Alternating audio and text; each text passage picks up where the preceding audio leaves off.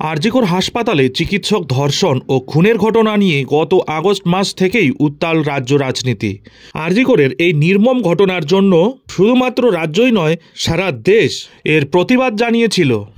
এই ঘটনার মূল অভিযুক্তকে চরম শাস্তির দাবিতে প্রতিবাদ করে পথে নেমেছিলেন সাধারণ থেকে সাধারণ মানুষ এবং বিশিষ্টজনেরাও। গত শুক্রবার এই মামলায় ধৃত সন্দীপ ঘোষ এবং অভিজিৎ মণ্ডলকে জামিন দিয়েছে শিয়ালদহ আদালত। 90 দিনের মধ্যে সিবিআই চার্জশিট দিতে না পারায় আরজিকরের প্রাক্তন অধ্যক্ষ এবং টালা থানার প্রাক্তন ওসির জামিন মঞ্জুর করেন বিচারক। এরপরেই সমাজ মাধ্যমে এই নিয়ে সুর চড়ালেন তৃণমূল নেতা কুণাল ঘোষ। শনিবার সকালে নিজের এক্স হ্যান্ডেলে দীর্ঘ পোস্ট করেন কুণাল ঘোষ। তিনি লেখেন, আরজিকর অভয়ার মৃত্যু ভয়াবহ, নিন্দার, প্রতিবাদের। কিন্তু সেটা ভাঙিয়ে সুযোগ সন্ধানীদের ব্যক্তিগত কেরিয়ার বা রাজনীতির পরিকল্পিত নাটক করা হয়েছিল। কারা সিবিআই ডেকে এনেছে, কারা সূত্র বলে গল্প ছেড়েছে, কারা টিভিতে একই ছাপ মারা মুখ বসিয়ে দিনের পর দিন মানুষকে ভুল বুঝিয়েছে, কারা প্রথমে ময়না তদন্তের সব ঠিকঠাক বলে সই করেও পরে তা গোপন করে বিপ্লবী সেজেছে। আরজিকর কাণ্ডের পরিপ্রেক্ষিতে আন্দোলনকারী জুনিয়র চিকিৎসকদের তোপ দেখে এদিন তৃণমূল নেতা লেখেন, শিয়ালদা আদালতে দোষীর বিচার চলছে, সুপ্রিম কোর্ট মনিটর করেছে, আপনাদেরও আইনজীবীরা ছিলেন, কোনো অসঙ্গতি নেই, উল্টে আমাদের আইনজীবী বদল হয়েছে একাধিকবার। ডাক্তারদের গোষ্ঠীবাজি, কিছু ব্যক্তির ধান্দাবাজি, কিছু রাজনৈতিক অপচেষ্টা, মিডিয়ার টিআরপি লড়াই বাংলাদেশের অস্থিরতার টাটকা অনুপ্রেরণা। তৃণমূল নেতা কুণাল ঘোষের প্রশ্ন, কি ভেবেছিলেন ফেসবুক পোস্টকে মান্যতা দিতে আদালত আপনাদের ইচ্ছে মতো লোকেদের ফাঁসি দেবে? কলকাতা পুলিশ খারাপ, এখন সিবিআই খারাপ, শিয়ালদা আদালতে নাকি বিচার হচ্ছে না, সুপ্রিম কোর্টে আস্থা নেই, এই বেয়াদবি বরদাস্ত হবে? অপছন্দ হলেই সেটিং তথ্য।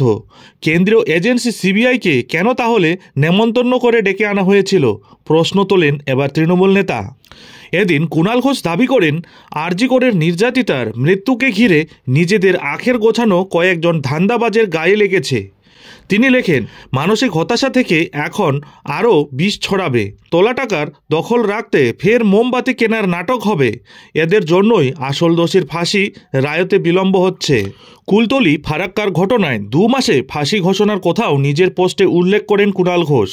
তৃণমূল নেতা লেখেন, আরজিকর কেন্দ্রিক নাটকবাজ ধান্দাবাজরা মানুষের আবেগকে নিয়ে ছেলেখেলা করে নিজের ধান্দা পূরণের চেষ্টা করেছে।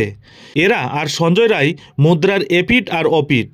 উল্লেখ্য, গত 9ই আগস্ট আরজিকর হাসপাতালের 4 তলার সেমিনার রুম থেকে উদ্ধার হয়েছিল মহিলা চিকিৎসকের মৃতদেহ। ধর্ষণ ও খুনের এই ঘটনা নাড়িয়ে দিয়েছিল গোটা বাংলাকে।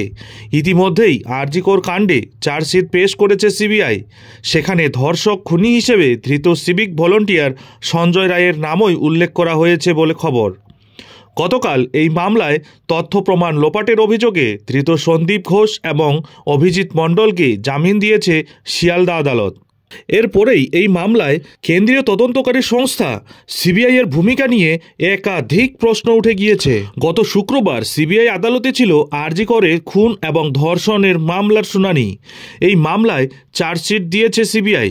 গত শুক্রবার সন্দীপ এবং অভিজিতের গ্রেপ্তারির 90 দিনের মাথায় সাপ্লিমেন্টারি চার্জশিট দেওয়ার কথা ছিল কেন্দ্রীয় তদন্তকারী সংস্থার। আদালতে সিবিআই জানায়, এই মামলায় তথ্য প্রমাণ লোপাটের অভিযোগে ধৃত সন্দীপ ঘোষ এবং অভিজিতের বিরুদ্ধে চার্জশিট পেশের নির্ধারিত সময়সীমা শেষ হয়ে গিয়েছে, তবে তারা চার্জশিট দিচ্ছে না। তাই আদালতকে আইন মেনে প্রয়োজনীয় সিদ্ধান্ত নিতে বলেন সিবিআইয়ের আইনজীবী। এরপরেই অভিযুক্তদের আইনজীবী সওয়াল করে জানিয়েছেন, তার মক্কেলরা 90 দিনের বেশি সময় ধরে হেফাজতে রয়েছেন, তাই তাদের জামিন দেওয়া হোক। সিবিআইয়ের তদন্তকারী অফিসার জানিয়েছেন, এই মামলার তদন্ত চলছে, তাই সাপ্লিমেন্টারি চার্জশিট দেওয়া হচ্ছে না। এরপরেই সিবিআই আদালতের বিচারক জামিন দেন সন্দীপ ঘোষ এবং অভিজিৎ মণ্ডলকে। সিবিআইয়ের এক আধিকারিক জানান, আমরা সাপ্লিমেন্টারি চার্জশিট দেব, জামিন হয়ে গিয়েছে বলে তদন্ত শেষ এমনটা নয়, দ্রুতগতিতে তদন্ত চলছে, তদন্ত সম্পূর্ণ হলেই সাপ্লিমেন্টারি চার্জশিট দিয়ে দেব। এখন সাপ্লিমেন্টারি চার্জশিট দেওয়ার মতো প্রয়োজনীয় নথিপত্র নেই বলেই শুক্রবার তা দিয়ে উঠতে পারিনি। অভিজিৎ মণ্ডলের আইনজীবী মোহাম্মদ সাজিদ বলেন, আমার মক্কেলের বিরুদ্ধে এখনও কোনো তথ্য প্রমাণ পাওয়া যায়নি। গ্রেপ্তারের পরে 90 দিন হয়ে গিয়েছে। সিবিআই সাপ্লিমেন্টারি চার্জশিট দিতে পারেনি। সিবিআই বারবার বলছে এখনও তদন্ত চলছে। তার অর্থ আমার মক্কেলের বিরুদ্ধে এখনও পর্যন্ত কোনো তথ্য প্রমাণ মেলেনি। প্রসঙ্গত, আরজি করের খুন ও ধর্ষণের অভিযোগে কলকাতা পুলিশের এক সিভিক ভলেন্টিয়ারকে গ্রেপ্তার করেছিল পুলিশ। তার বিরুদ্ধে আদালতে চার্জশিট দিয়েছে সিবিআই।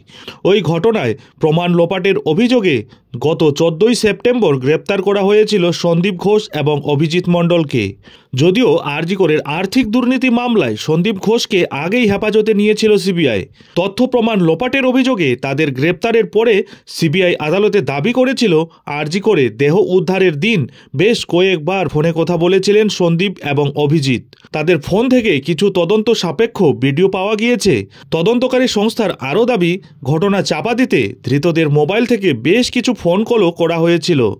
কয়েকজন সাক্ষীকে ফোনও করেছিলেন তারা। এই বিষয়টি খতিয়ে দেখতে চেয়ে দুজনের জামিনের বিরোধিতা করেন কেন্দ্রীয় তদন্তকারী সংস্থা। তাদের গ্রেপ্তারির 90 দিনের মাথায় শুক্রবার সিবিআই আদালত জানালো, আরজি করে ধর্ষণ এবং খুনের মামলায় এই মুহূর্তে সাপ্লিমেন্টারি চার্জশিট দিতে পারছে না তারা। তদন্ত চলছে। তারপরেই এই মামলায় জামিন পেলেন এবার সন্দীপ ঘোষ এবং অভিজিৎ মণ্ডল। আর এই ঘটনার পরেই জুনিয়র চিকিৎসক সংগঠন ফের মারাত্মক ক্ষোভে ফুঁসছেন। জুনিয়র চিকিৎসকদের ফ্রন্ট তাই ফের আন্দোলনের হুঁশিয়ারি দিয়ে দিয়েছেন। এমনকি সিবিআই এর ভূমিকা নিয়েও প্রশ্ন তুলে দিয়েছেন। আর এসবের পর এবার অবশেষে তৃণমূল মুখপাত্র কুণাল ঘোষ বিস্ফোরক মন্তব্য করলেন।